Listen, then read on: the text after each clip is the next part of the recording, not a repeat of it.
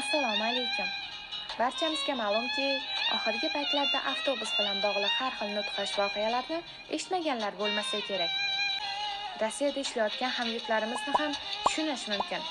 O'zga yurtda ishlab, to'plagan pulini ayab, pullarni iqtisod qilib, ortilgan pullarga esa oilasiga turli xil shirinliklar va har xil sovg'alar olib borsam deydi. Samolyotlarda emas, balki narxi arzonroq yo'l transport vositalarini tanlashadi.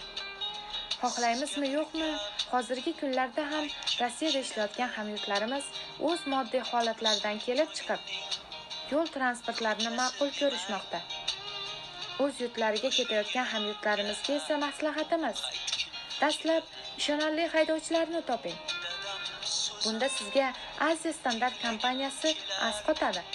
Sababi esa bu kompaniyada ko'p yillik malakaga ega haydovchilar va a'lo darajadagi transport holati sizni o'z manzilingizga bexatar va sog'-omon yetib olishingizga o'z kafolatini beradi.